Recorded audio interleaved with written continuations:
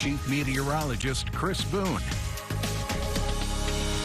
Well, much drier across the state of Texas as dew points drop down into the 20s and 30s thanks to that cold front. Moved through last night, again, kind of pushing all that moisture off towards the east. Though we saw some of that dust kind of churned up with that system as it kind of made its arrival. That frontal system kind of pushed through, seeing still some of those lingering showers in towards parts of Alabama, Mississippi, and towards Louisiana. Otherwise, for much of Texas, though, fairly quiet conditions. We did see some of that cloud coverage through parts of the Concho Valley earlier in the afternoon. Right as we got close to sunset, though, again, those high clouds kind of pushed even further off towards the east and towards East Texas. So we're looking at fairly quiet conditions, clear skies for much of the Concho Valley as we go in towards the overnight hours. Still seeing some of those lingering high clouds up towards the northern counties. But again, we're going to kind of set ourselves up for some mostly clear skies as we go through the rest of the work week. So again, that's going to allow for plenty of sunshine for the next couple of days. 47 degrees in downtown San Angelo. Again, those dew points into the upper 20s.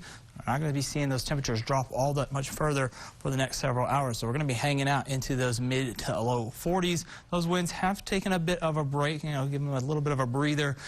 Gusty conditions have been throughout the day with those winds out of the west right now out at 6 miles per hour. So some of the calmest winds we've kind of seen in a while. The past 24 hours, it's going to be very similar to what we can expect for the next 24 hours. In fact, saw that cold front come through, drop those temperatures into the 50s.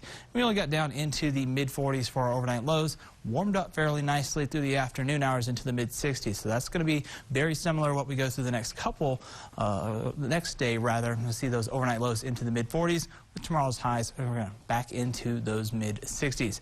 40s and 50s scattered across the Concho Valley. See a pocket of some 50s, 51 for Merton, 51 for Ozona as well. Other counties across the area into the upper 40s, 49 in Brady, 48 in Menard, same with Eden as well. So again, some 40s and 50s with overnight lows expected to drop back down into the mid 40s. And that's where we saw it get down to last night. Started off onto the mid 40s, warmed up into the 60s for today. Kind of looking at our almanac temperatures, a little bit closer to average, getting back down into the 60s, but still running above average. Just a few degrees, so it's a little bit cooler than the 70s and 80s that we started off the year with. It has been windy. We did see some of those gusts into the 30s and 20s. Those have since calmed down. Now we've gotten past sunset. We'll see a little bit of a break, but those winds will pick right back up through the late morning and early afternoon hours on for tomorrow. Tonight, temperatures drop down to 44 for our overnight low.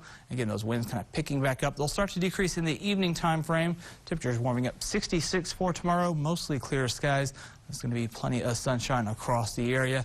And then again, we will see those winds really start to die down late on Wednesday.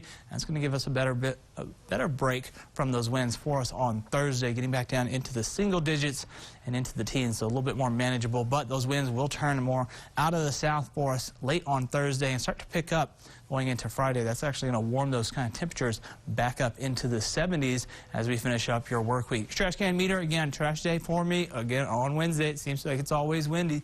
That's where you're going to see those winds picking up into the afternoon hours, gust up to 30 miles per hour. Then as we get into the evening time frame, they'll start to see them calm back down. So again, those trash cans could be just knocked over nearby, and those rain chances really won't start to pick up until we get in towards the weekend. We'll see a cloud coverage develop first for us on Saturday, then some very isolated showers in the eastern parts, but the bulk of the rain really stays well off towards the east as we go in towards your Sunday. So a fairly dry 7-day forecast ahead of you. Again, we'll be looking at those temperatures bouncing back and forth between the 60s and 70s with about a 10% chance of rain for us on Sunday.